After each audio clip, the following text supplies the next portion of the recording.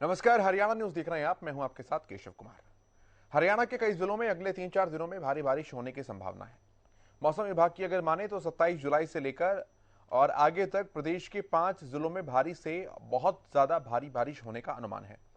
मौसम विभाग द्वारा प्रदेश के कई जिलों के लिए येलो अलर्ट भी जारी किया गया है। मौसम विभाग की अगर माने तो 27 जुलाई से 30 जुलाई के बीच अंबाला, पंचकुला, यमुनानगर और कुरुक्षेत्र में भारी बारिश होगी। वहीं करनाल, पानीपत और सोनीपत में भी 30 जुलाई को भारी बरसात होने की संभावना है। 30 जुलाई के बाद प्रदेश का मौसम एक बार फिर से साफ हो जाएगा। कैसे रहने वाला है प्रदेश के मौसम का मिजाज और लोगों को गर्मी से कितनी राहत मिलने जा रही है, आज हम इसी पर बातचीत और चर्चा करने जा रहे हैं। क्योंकि किसान इस बदलते मौसम को अपनी फसलों के लिहाज से देख रहे हैं, तो आम जनमानस के लिए कभी ये राहत लेकर आता है तो कभी आफत लेकर आता है। गर्मी से राहत मिलती है, लेकिन सड़कों पर जल जमाव और बीमारियों जैसी समस्या जो है वो लोगों के लिए परेशानियों का कारण बनती है।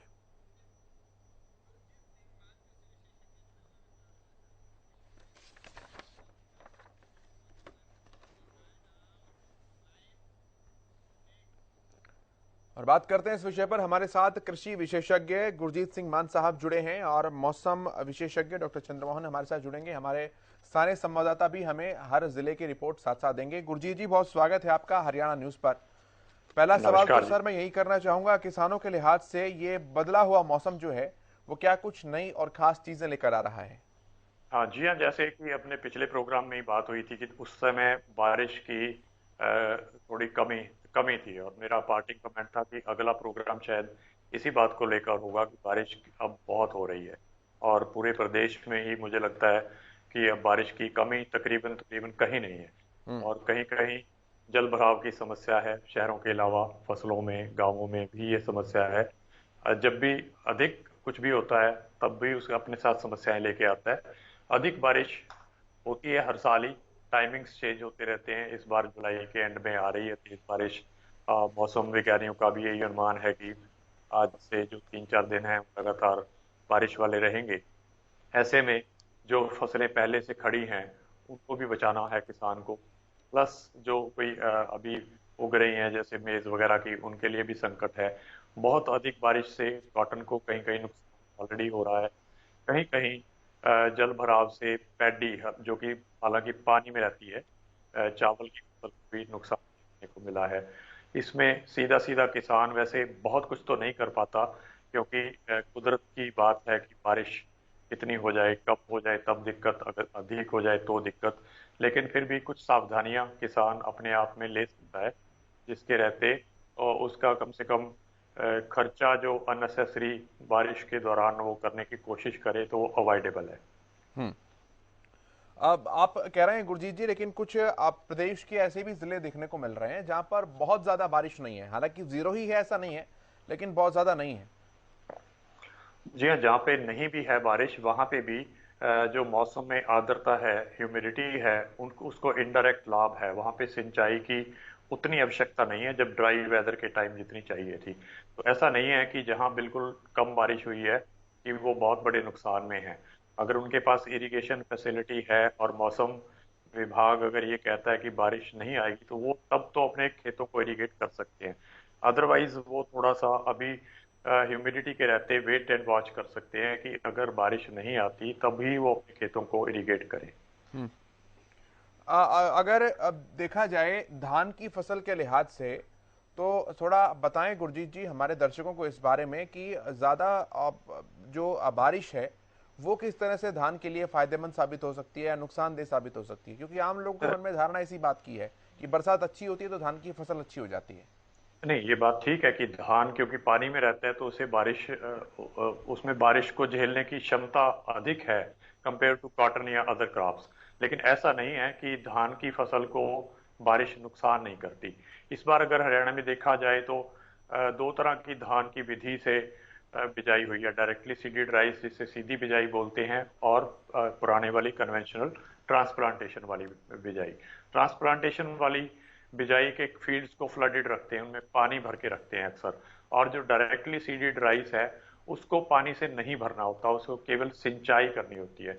लेकिन कहीं कहीं किसानों ने उसमें भी पानी भरा है ये सोचते हुए कि पानी अब खूब है तो इसको भी क्यों ना भर दें, लेकिन वो एक अच्छी प्रैक्टिस नहीं है, उसको खाली ही रखना चाहिए ताकि अगर बारिश आ जाए उससे भर जाए तो कोई दिक्कत नहीं है। इसी प्रकार जो फ्लडेड विधि वाले खेत हैं जिनमें पानी भर के रखना होता है, उसमें भी किसानों को चाहिए कि पानी न भरे। अगर वो हम्म। कई दिन बिना पानी के भी रहेगा तो वो सिंचित ही माना जाएगा, उससे कोई नुकसान नहीं होगा। और अगर उस पे अचानक से बहुत सारी बारिश हो जाती है तो उस खेत में एक एक क्षमता रहेगी कि वो उस पानी को नुकसान की बजाय होल्ड कर सके। अगर पहले से पानी भरा है और ऊपर से अत्यधिक बारिश भी हो जाती है और उसके अगर लो हाइट के प्लांट्स पानी में पूरी तरह सबमर्ज होके डूब जाते हैं और ऐसा अगर 24 घंटे तक रहता है तो वो पैडी की फसल भी पूर्णतः तबाह हो जाती है। हम्म। ठीक है। हमारे संवाददाता अमित भी हमारे साथ जुड़ गए हैं। अमित, मौसम को लेकर येलो अलर्ट जारी किया गया है और क्या कुछ आपके पास जानकारियां हैं मौसम संबंधित अमित? केशव, बिल्कुल मौसम के लिए येलो अलर्ट जारी किया गया है। ऐसे में लगातार बरसातें हो रही हैं और अगर पूरे प्रदेश की बात करें तो कई जगह अभी भी बारिश की अभी जरूरत है लोगों को, उतनी बारिश नहीं हो पाई है। जिन जगहों पर ज्यादा हुई है वहां कई प्रकार की दिक्कतें भी देखने को मिल रही है। जैसे मैं अभी कृषि विशेषज्ञ हैं गुरजीत मान जी को भी सुन रहा था कि किसानों को विशेष रूप से अभी अलर्ट पर रहने की जरूरत है, क्योंकि जिस प्रकार से कृषि विभाग की ओर से भी निर्देश जारी किए गए हैं, आज भी कहा गया है कि जो बरसात के बाद कपास की को गुलाबी सुंडी से बचाने की जरूरत होती है, तो उसके लिए जो निर्देश जारी किए गए किस प्रकार से किसानों को अपनी फसल को गुलाबी सुंडी से बचाना है। तो अभी जैसे येलो अलर्ट जारी किया गया है तो इसमें ज्यादा बरसात आएगी तो ज्यादा लोगों को और ज्यादा सावधानियां बरतनी होगी, विशेष रूप से किसानों के लिए। और आम लोगों के लिए दिक्कतें वैसी ही है केशव, जैसा हमने लगातार अपने कई कार्यक्रमों के माध्यम से चर्चा की है। कई जो जल भराव की दिक्कतें आम लोगों को आ जाती है, ग्रामीण क्षेत्रों में भी काफी दिक्कतें हैं। तो अभी काफी दिनों से जो ग्राम पंचायतों की जो अभी नहीं हो पाया है गठन, उसके चक्कर में ही काफी गांव में भी जो दिक्कतें हैं लोगों को, और शहर में भी दिक्कतें पूरे हरियाणा में ही आ रही हैं, क्योंकि जल भराव की जो योजनाएं थी वो सिरे नहीं चढ़ पा रही हैं। उस वजह से येलो अलर्ट होना आम शहरी के लिए दिक्कत वाला काम हो जाता है और ग्रामीण क्षेत्रों में वैसे ही दिक्कतें बढ़ जाती हैं। जी केशव। ठीक है। डॉक्टर चंद्रमोहन जी भी हमारे साथ जुड़ गए हैं, मौसम विशेषज्ञ। बहुत स्वागत है डॉक्टर चंद्रमोहन जी आपका। ये अलर्ट जो किया गया है और संभावना जताई गई है कि मंथ एंड तक भारी बारिश हो सकती है, चंद्रमोहन जी बताएं थोड़ा सा एक बार। बिल्कुल बिल्कुल, ये अलर्ट जो दिए जाते हैं इसीलिए दिए जाते हैं कि आने वाले समय में भारी बारिश की संभावनाएं बन रही हैं। देखिए, हमारे हरियाणा में 30 जून से जो अपना जो इसका समय था मानसून का, 30 जून से शुरू हो गई थी, परंतु अगर हम पूरे हरियाणा की बात करें तो पूरे हरियाणा में 202.9 मिलीमीटर बारिश अभी तक हुई है आज तक। और जो सामान्य बारिश होती है इस सीजन में वो 181.6, तो यानी 12% सामान्य से अधिक बारिश अभी आज तक के आंकड़ों के अनुसार दर्ज की गई है। और जो ये मानसून ट्रफ है और आज वो उत्तरी हो जाएगी, तो जिसकी वजह से मौसम विभाग ने संपूर्ण हरियाणा पर येलो अलर्ट जारी किया गया है। तो जिसमें जो सबसे पहले जो पूर्वी और उत्तरी जिले हैं उन पर प्रभाव देखा जाएगा। अगर हम पिछले दिनों की बात करते हैं, येलो और ऑरेंज अलर्ट जारी किए गए थे, तो जिसमें काफी जगह पर जल भराव और काफी यानी 150 मिलीमीटर तक बारिश हुई है, जिसमें सिरसा, फतेहाबाद, हिसार जो पहले डेफिशिएंसी थी और अभी भी कुछ जिलों में डेफिशिएंसी बनी हुई है, जिसमें अगर हम बात करते हैं फरीदाबाद, अभी भी यहाँ पर काफी कम बारिश हुई है, -41% बारिश अभी तक दर्ज हुई है यहाँ। इसी प्रकार से दूसरे नंबर पर अंबाला, तीसरे नंबर पर यमुनानगर, चौथे नंबर पर गुड़गांवा और पांचवें नंबर पर नूह और छठे नंबर पर सोनीपत। यानी हरियाणा के 6 जिले अभी भी ऐसे हैं जहां पर बारिश की गतिविधियां कम देखने को मिली है। परंतु आने वाले समय में क्योंकि ट्रफ लाइन आज से ही उत्तरी होनी शुरू हो जाएगी, आज तो हरियाणा में विकराल वाली बारिश देखी जाएगी, परंतु कल बारिश की गतिविधियां और उसका विस्तार और फैलाव बढ़ेगा, तो इसीलिए ये येलो अलर्ट जारी की गई। ठीक है, वापस आऊंगा। एक मौसम को संबंधित ही बड़ी खबर जो है वो हिसार से सामने आ रही है। क्या कुछ ये बड़ी खबर है, अपने दर्शकों को बताते हैं। हिसार से इस वक्त एक बड़ी अपडेट, बड़ी खबर सामने आ रही है।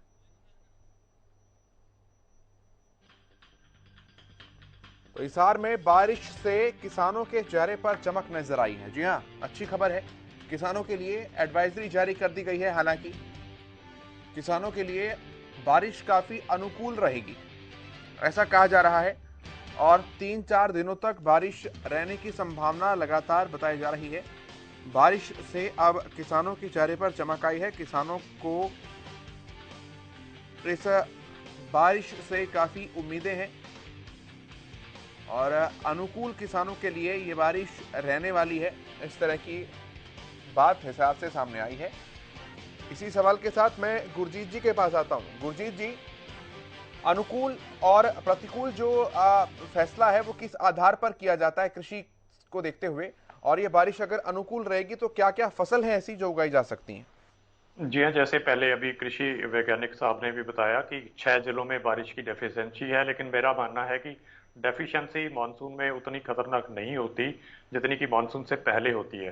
ह्यूमिडिटी इसमें कहीं ना कहीं इनडायरेक्ट हेल्प करती है, लेकिन जहाँ पे बारिश नहीं हुई, जैसे हिसार में कम हुई है, अगर वो बारिश अब आएगी तो जहाँ सिंचाई के साधन कम हैं या जहाँ भूमिगत पानी जो है वो क्षारीय है, वहाँ ये बारिश 2-3 तरह से फायदा करेगी। एक तो वो इसकी प्री इरिगेशन जिसको रौनी बोलते हैं वो हो जाएगी, जो कि मक्का वगैरह की जो भी बिजाई है वो बहुत अच्छे से हो जाएगी। दूसरी बात कि अच्छे पानी में जो ऊपर से टॉप सॉइल ड्रेंच्ड है उसमें फसल बहुत अच्छे से उगेगी और उसको एक गुड स्टार्ट मिलेगा, इसलिए अनुकूल उसे कहा जाता है। और जहाँ प्रतिकूल की बात है वो वही है कि जहाँ जल भराव अत्याधिक हो जाए, क्योंकि अगर आपने हरियाणा की नहरों पर नजर मारी होगी तो हरियाणा की सभी नहरें भी इस टाइम फुल हैं और कई जगह से नहरों और नदियों के किनारों के टूटने की खबरें भी आई हैं, जी जी। जिससे आसपास की फसलें जल भराव से खराब हुई हैं। ये उसका एक प्रतिकूल इफेक्ट है। जी प्लस जो पेस्ट का लोड है, वायरस का लोड है, बैक्टीरिया का लोड है, वो अत्यधिक बारिश के दौरान आर्द्रता लगातार बनी रहने से, क्लाउड कवर बना रहने से वो बढ़ने लगता है। लेकिन ऐसे में भी किसानों को पैनिक होने की बजाय थोड़ा संयम रखना चाहिए। बारिश के दौरान स्प्रे करने का मतलब है कि आप पैसा सीधा सीधा बारिश में धो रहे हैं और उसका लाभ नहीं हो रहा। इसकी बजाय उन्हें थोड़ा सा संयम रख के इंतजार करना चाहिए। जब क्योंकि येलो अलर्ट भी है तो बारिश होगी ही होगी। ठीक है गुरजीत जी, वापस आता हूं मैं आपके पास। एडवाइजरी जो जारी की गई है बारिश को लेकर, एक रिएक्शन भी है हमारे पास, उसका वो सुनवाते हैं। से मानसून हरियाणा प्रवेश किया था और वो लगातार बारिश हरियाणा में विभिन्न क्षेत्रों में कर रहा है। अभी मानसून पिछले 2-3 दिनों से मानसून में थोड़ी एक्टिविटी कम हुई है, क्योंकि जो मानसून ट्रफ है वो मध्य भारत के उसके जो ट्रफ रेखा है वो दक्षिण की ओर उसका झुकाव है। अभी उम्मीद है कि और 27 जुलाई रात्रि से लेके और 31 जुलाई के दौरान हरियाणा में ज्यादातर क्षेत्रों में बारिश की संभावना। ठीक है, 27 जुलाई से लेकर 31 जुलाई तक भारी बारिश की संभावना जताई गई है। चंद्रमोहन जी, मैं आपके पास आता हूं इस सवाल को लेकर। किन किन बातों का ध्यान इस दौरान रखने की सबसे ज्यादा जरूरत है, क्योंकि जानमाल का नुकसान जो है बारिश के चलते वो भी देखा गया है पिछले कुछ हफ्तों में, दिनों में? हाँ, देखिए, मानसून हमेशा जो मानसून की ट्रफ है उसके साथ ही ऊपर नीचे होती रहती है। वर्तमान जो समय में आपने देखा कि मध्य प्रदेश में, राजस्थान में और गुजरात में बारिश की जबरदस्त गतिविधियां देखी गई थी, क्योंकि उस समय ट्रफ मध्य में थी, परंतु अब वो धीरे धीरे हरियाणा एनसीआर पर आ जाएगी। आ गई है, लगभग नीचे है थोड़ी सी अभी, और आज रात तक पूरी ऊपर आ जाएगी। तो जिसकी वजह से जो डेफिशिएंसी वाले जो हमारे इलाके हैं, साथ साथ में उत्तर प्रदेश, बिहार में जो बारिश की गतिविधियां बहुत ही कम हुई है पिछले दिनों में, तो वो भी पूरी हो जाएगी और हमारे हरियाणा एनसीआर में भी सामान्य से अधिक बारिश होने की पूरी संभावना है। और इस दौरान जो सबसे बड़ी बातें हैं कि जब जल भराव हो जाता है तो किसान भाई उस जल भराव को निकालें, क्योंकि और इस दौरान सिंचाई की गतिविधियों को बंद कर दें। साथ में कोई स्प्रे वगैरह या जो केमिकल वगैरह जो छिड़काव होता है उसको भी ना करें, कुछ दिनों के लिए रोक लें, और जल भराव होता है तो उसको निकालें। साथ में आमजन को भी इस चैनल के माध्यम से मैं ये कहता हूं कि अपनी भागीदारी सुनियोजित करें क्योंकि कई जगह पर अभी भी काफी कम बारिश हुई है और जल जो स्तर है वहां पर काफी कम है। तो अपने घरों में भी वाटर रिचार्ज सिस्टम लगाएं और साथ साथ में जो सरकार की योजनाएं हैं, सरकार की जो नीतियां हैं, उनका अनुसरण करें, ज्यादा से ज्यादा वृक्ष लगाएं। और अगर तेज बारिश आती है, जल भराव होता है, तो सड़क पर भी वो सावधानी से बरतें। जी ठीक है अमित, मैं आपके पास आता हूँ। जैसा कि कहा जाता है कि बारिश किसी के लिए राहत लेकर आती है, किसी के लिए आफत लेकर आती है। किसानों के लिए राहत है, लेकिन जो जल जमाव जैसी समस्या होती है जिसका जिक्र बार बार किया जाता है, वो आफत बन जाती है फिर।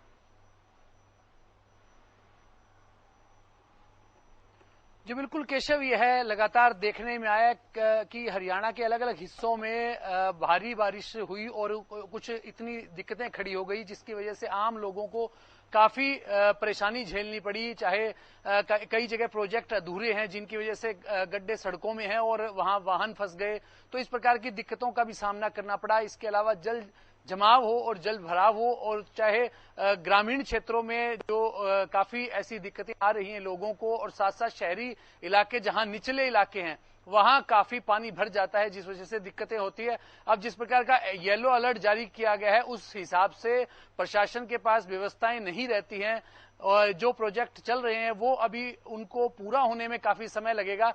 पूरे हरियाणा में ही जिस जिस जगह पर, चाहे स्ट्रॉम वाटर प्रोजेक्ट की बात करें या अमृत योजना की बात करें, जो प्रोजेक्ट चल रहे हैं वो अभी धीमी गति से चल रहे हैं जिस वजह से काफी लोगों को परेशानी उठानी पड़ती है। शहरी क्षेत्रों में ये प्रोजेक्ट है, हालांकि प्रोजेक्ट बड़े हैं और उनको पूरा होने के बाद जो है काफी राहतें मिलेंगी, जल भराव नहीं होगा, लेकिन वो जब पूरे होंगे तब उनका फायदा होगा। लेकिन बारिश का येलो अलर्ट जिस प्रकार से है वो काफी चिंता की बात है। अगर भारी बारिश आती है तो कई दिन की परेशानी लोगों को झेलनी पड़ सकती है। साथ साथ जो कई इलाकों में जैसे शिवालिक की पहाड़ियों में लगातार बरसात हुई और वहां से पानी बहता हुआ अब घग्गर है जो कई इलाकों में हरियाणा के कई इलाकों से होकर गुजरती है और आगे राजस्थान और फिर पाकिस्तान चली जाती है, तो उसमें भी काफी पिछले दिनों में पानी आया है। तो कई बार जो है कई इलाके जो बाढ़ भी की त्रासदी झेल चुके हैं। तो ऐसे में कई प्रकार की सावधानियां प्रशासन को समय रहते करनी होगी, चाहे बारिश से रिलेटेड हो या फिर बाढ़ से रिलेटेड हो। दोनों ही बातों में प्रशासन को पहले से ही प्रबंध मजबूत करने होंगे। केशव, डेफिनेटली। गुरजीत जी, मिट्टी को लेकर भी कुछ सावधानियां बरतनी चाहिए, ध्यान रखना चाहिए, क्योंकि जो ऊपरी सतह है मिट्टी की, फर्टाइल सोइल जो होती है एक तरह से टॉप मोस्ट लेयर, हाँ, उसको भी नुकसान पहुंचता है क्या? डेफिनेटली उसका कटाव हो जाता है, उसको रन अवे बोलते हैं। न्यूट्रिएंट्स उसमें से बह करके निकल जाते हैं, व्यर्थ हो जाते हैं। लेकिन जैसे कि अक्सर कहा जाता है कि जहां जल भराव हो गया आप उसका पानी निकाल दीजिए। ये थ्योरेटिकली तो बात ठीक है, लेकिन प्रैक्टिकली ऐसा नहीं हो सकता, क्योंकि जहां जल भराव होना है उस गांव में, उस क्षेत्र में एक तरह से सैलाब आ जा रहा है। आपको पानी निकालने की कोई जगह ही आपके लिए नहीं बची। पहले कहीं कभी कभी जब बारिश कम होती है तो आपकी नहरें खाली होती हैं, तो उसमें पंप आउट करने की सुविधा होती है। इस समय सब जितने भी हैं नाले हैं, जितनी नहरें हैं, जितनी फ्लडीज हैं, सब फुल चल रही हैं। इसलिए आपके पास ऐसी कोई जगह ही नहीं है जहां आप जो एक्स्ट्रा पानी को निकाल सकें। और पानी के नीचे वेल ड्रेन्ड सॉइल में भी एक कैपेसिटी होती है कि इतना पानी नीचे ले जा सके। इसमें जो एक पॉसिबिलिटी जो है वो यही है कि जो सरकारी लेवल पर बहुत सारे वाटर रिचार्जिंग सिस्टम बनने चाहिए। जैसे सड़कों का विकास हुआ है उसी प्रकार से इसका भी विकास होना चाहिए, क्योंकि जल की समस्या छोटी समस्या नहीं है। लेकिन इसके लिए सरकार ये तो ठीक है कहती है कि किसान अपने लेवल पे लगाएं, जिनके घर हैं वो अपने घरों में लगाएं। कुछ लोगों ने लगाए भी हैं, लेकिन वो डेफिनेटली पर्याप्त नहीं है। पर्याप्त तभी होंगे जब सरकार अपने लेवल पर सरकारी योजनाओं के तहत स्पिल ओवर शाफ्ट्स लगाएं कि एक लेवल से ऊपर नहरों में पानी बढ़ता है तो वो फिल्ट्रेशन के बाद भूमिगत हो जाए, क्योंकि इसे आप सीधा सीधा जमीन में नहीं डाल सकते, इसकी फिल्ट्रेशन जरूरी है। नहीं तो जो नीचे एक्वीफायर्स हैं, जिसको हम नीचे भूमि में तालाब गिनते हैं, वो पोल्यूटेड हो जाएंगे, और वो पोल्यूटेड हो गए तो आने वाली समस्या और भी विकराल हो जाएगी। इसलिए मेरा ये मानना है कि ये प्रोजेक्ट सरकार के पास ही होने चाहिए, जैसे अन्य देशों में भी हैं। हालांकि ठीक है कि पर्सनल योगदान भी सबका होना चाहिए, लेकिन बड़े लेवल पर अगर सरकार अभी से प्रयास शुरू करेगी तो कई बरस लगेंगे इस चीज को कंट्रोल में लाने के लिए। ठीक है, मैं अमित तो आपके पास आता हूँ इसी सवाल के साथ, जो गुरजीत जी भी कह रहे थे कि पानी को निकालना बड़ा अच्छा लगता है सुनने में, लेकिन इतने बड़े पैमाने पर जहां पर बिजली की भी समस्या है खासतौर पर, निकालें कैसे बाहर?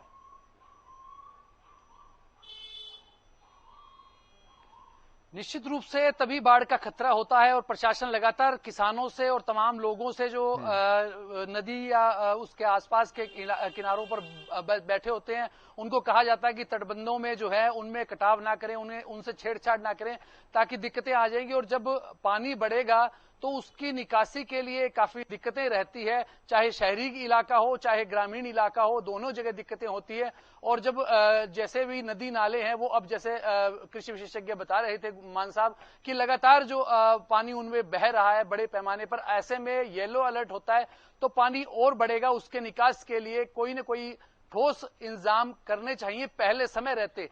आपदा का प्रबंधन हमेशा पहले होता है, प्रशासन या शासन इस बात को न जाने क्यों भूल जाता है और तभी आगे जाके आपदाएं झेलनी पड़ती हैं। लेकिन इस मामले में, निकासी के मामले में जरा सी भी असावधानी और जरा सी भी चूक जो है वो बड़ा नुकसान कर देती है। लगातार पिछले जब कुछ वर्षों में ऐसी त्रासदी झेल चुका है हरियाणा के कई इलाके। मैं सिरसा की बात करूं तो 4 बार इस तरह के जो बाढ़ के कारण बड़ा नुकसान हुआ है, क्योंकि घग्गर जो है वो किसानों के लिए यहाँ की जीवनदायिनी है, लेकिन वो जब अपना विकराल रूप, रौद्र रूप दिखाती है तो काफी किसानों को नुकसान पहुंचता है।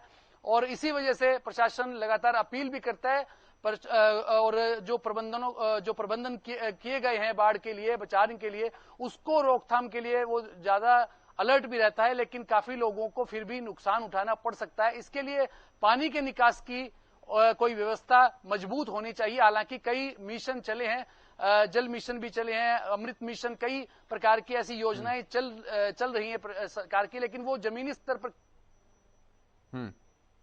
सवाल है। केशव, ठीक है अमित, आता हूं मैं। अंबाला से राजकुमार जुड़ रहे हैं हमारे संवाददाता हमारे साथ।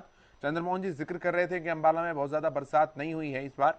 मैं राजकुमार से जानता हूं, राजकुमार कितना इंतजार है बारिश का अंबाला के लोगों को?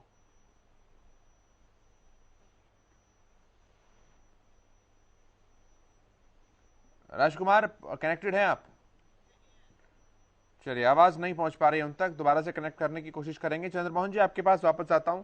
जिन फरीदाबाद, अंबाला समेत जिन इलाकों का आपने नाम लिया जहां पर बरसात कम होने की संभावना थी, उसमें गुरुग्राम का भी नाम था, क्या कारण है कि वहां पर बरसात कम हो पाई और कब तक सामान्य बरसात वहां पर दर्ज की जा सकती है? सर देखिए, पीछे जो बारिश की जो गतिविधियां रही, जो मध्य प्रदेश, गुजरात और राजस्थान पर थी जो टफ लाइन, तो उस समय बारिश की गतिविधियां कम रही, परंतु यहाँ पर लगातार जो दक्षिणी पश्चिम पूर्वी जो नमी वाली पवनें हैं हरियाणा एनसीआर में लगातार जारी थी, परंतु कोई मौसमी सिस्टम नहीं बना हुआ था, तो इसलिए बिखराव वाली बारिश थी। तो कहीं पर तो बहुत ज्यादा बारिश हो रही थी और कहीं पर बहुत कम हो रही थी, परंतु आने वाले समय में जल्दी ही इस जो भी डेफिशिएंसी है जिन जिलों में वो पूरी हो जाएगी। कितना समय मान कर अभी जो मानसून ट्रफ जैसे ही ऊपर आएगी, और इस बार मानसून ट्रफ की खासियत ये रहेगी कि लगभग ये 1 सप्ताह उत्तरी रहने वाली है, तो जिसमें उत्तरी जिले, दक्षिणी जिले, पूर्वी, पश्चिमी और केंद्रीय जिले सभी पर बारिश की सामान्य से ऊपर दर्ज की जाएगी। अगर औसतन देखें चंद्रमोहन जी, अच्छे मानसून की तुलना करी जाए तो इस बार कैसा कुछ होता हुआ दिखाई दे रहा है? बिल्कुल आपने सही प्रश्न किया। देखिए, इस बार जो मानसून जो है ला नीना एक हमारी ज्योग्राफिकल एक टर्म है। ला नीना जब कंडीशन बनती है तो सामान्य से ऊपर बारिश की गतिविधियां रहती हैं, और जब अल्नीनो बनती है तो सामान्य से कम रहती है। तो इस बार भी ला नीना का प्रभाव रहेगा, और अगस्त में भी और सितंबर में भी और यहाँ तक कि अक्टूबर भी बारिश की गतिविधियां देखने को मिलेंगी, और सामान्य से अधिक ही रहेगी बारिश, कम नहीं रहने वाली। जून जुलाई के महीनों का अगर तुलना की जाए तो जून जुलाई के महीनों के हिसाब से ठीक बारिश हो रही है? बिल्कुल, अपने समय पर बारिश की जो गतिविधियां, मानसून का जो आगमन था 30 जून को ही हो गया था। अगर हम पिछले साल को देखते हैं तो 13 जुलाई को हुआ था, काफी लेट मानसून पहुंचा था, परंतु इस बार अपनी सामान्य स्थिति पर पहुंच गया। तो आने वाले समय पर भी ये तो होता रहता है कि जहां मानसून ट्रफ जाएगी जहां पर पहुंचेगी वहां पर मानसून की बारिश की गतिविधियां ज्यादा मिलेंगी। तो ये ऊपर नीचे होती रहेगी और इससे मतलब घबराने की या डरने की बात नहीं है। जैसे ही ऊपर आएगी वहां ज्यादा बारिश होगी, जैसे मध्यम आएगी मध्य बारिश होगी, जैसे नीचे जाएगी नीचे बारिश होगी। तो इस बार ला नीना की जो स्थितियां बनी हुई है तो इसलिए सामान्य से अधिक रहने की संभावना है। ठीक है, कुलदीप हमारे संवाददाता जुड़ रहे हैं हिसार से। हिसार में क्या कुछ हाल है मौसम का, बरसात का? कुलदीप बताइए। देखिए, मौसम विभाग की तरफ से चेतावनी भी जारी की गई है। आज रात के बाद से मौसम में बदलाव होगा और आज रात के बाद से ही बारिश की संभावनाएं हरियाणा में बेहद ज्यादा बन रही हैं, क्योंकि जो मानसून की ट्रफ रेखा है वो कहीं न कहीं सामान्य स्थिति पर आने की संभावना है, उत्तर की तरफ झुकने की संभावना है, जिससे जो बंगाल की खाड़ी से नमी वाली मानसूनी हवाएं हैं वो सक्रिय होंगी और इस हरियाणा में पूरे लगभग सभी जिलों में जो है 27 रात्रि से 30 जुलाई के दौरान अच्छी बारिश होने की संभावना है। और इस दौरान जो है कई जिलों में जो है खासकर तौर पर जो है बेहद तेज बारिश की भी संभावना मौसम विभाग की तरफ से जताई जा रही है। हिसार में ठीक ठाक हो रही है बारिश? जी बिल्कुल, हिसार में सामान्य से ज्यादा बारिश देखने को मिल रही है। हालांकि जो है प्रदेश के जो है फरीदाबाद जिले में सामान्य से सबसे कम बारिश देखने को मिली है और फतेहाबाद जिले में जो है सामान्य से करीब 92% ज्यादा बारिश देखने को मिली अब तक मानसून सीजन। ठीक है कुलदीप, बहुत शुक्रिया आपका, आप नजर बनाकर रखिए। मैं आपके पास आता हूँ गुरजीत जी, एक आखिरी सवाल किसानों को जो आप सलाह देना चाहें अभी मौजूदा बारिश के जो हालात बन रहे हैं उसे देखते हुए। जी हाँ, एक तो बात हमारे जो वेदर एक्सपर्ट हैं उन्होंने बताई है कि मानसून की बारिशें काफी लंबा चलेंगी, ये एक अच्छी खबर है। अक्सर क्या होता है कि कुछ दिन बहुत अधिक बारिश होने के बाद बिल्कुल बारिश नहीं पड़ती, तब बहुत बड़ा संकट आ जाता है। तो ये एक अच्छी खबर है, इसीलिए किसान को चिंतित नहीं होना चाहिए। बारिश को देखते हुए अपने खेतों में सिंचाई न करें, बारिश पे डिपेंड करें। प्लस वो अपने खेतों में जिस तरह के भी पेस्टिसाइड और फंजीसाइड वगैरह करने की प्रक्रिया जो दिखाई दे रही होती है उसको भी अभी थोड़ा पोस्टपोन कर सकते हैं, क्योंकि इस समय वो करेंगे तो बिल्कुल व्यर्थ जाएगा। जैसे ही कुछ बारिश के बीच में गैप्स आएंगे, डेफिनेटली ऐसा नहीं कि हर रोज ही बारिश का दिन होगा। मौसम के अनुमान जो आजकल किसानों तक भी एसएमएस से पहुंचते हैं काफी सटीक हैं, उसमें जब लगे कि कुछ दिन बारिश नहीं आनी, तब वो अपनी पेंडिंग जो है किसी प्रकार की, चाहे न्यूट्रिएंट्स की स्प्रे है, चाहे पेस्टिसाइड की है, चाहे फंजीसाइड की है, उन दिनों में वो अपनी पूरी कर लें। अब तो फॉलियर स्प्रेज भी काफी आ गई है, जैसे नैनो यूरिया आ गया है। इसी प्रकार और न्यूट्रिएंट्स की जिंक सल्फेट और यूरिया के कॉम्बिनेशंस हैं, फेरस सल्फेट के कॉम्बिनेशंस हैं, उसमें पैसा भी कम लगता है और सीधा प्लांट को न्यूट्रिएंट मिलता है और जल्दी से उसको वो अपटेक कर जाता है। तो इस तरह की प्रक्रिया बारिश के बिना वाले दिनों में करने के लिए थोड़ा संयम रखें। अब क्योंकि कुदरत इंसान के कंट्रोल में नहीं है, हम चाहते हैं कि कुदरत भी इस तरह से चले जैसे कंप्यूटर चलते हैं, ये संभव है भी नहीं, होना भी नहीं चाहिए। इसलिए इसमें संयम और समय को देख करके ही किसान को आगे बढ़ना चाहिए। ठीक है, बहुत शुक्रिया आपका डॉक्टर कुलजीत जी, डॉक्टर चंद्रमोहन जी, अमित तिवारी जी, इस चर्चा में शामिल होने के लिए, अपना कीमती समय देने के लिए बहुत धन्यवाद, बहुत शुक्रिया आप सभी का। मेरे साथ इस कार्यक्रम में इतना ही, आप देखते रहिए हरियाणा न्यूज।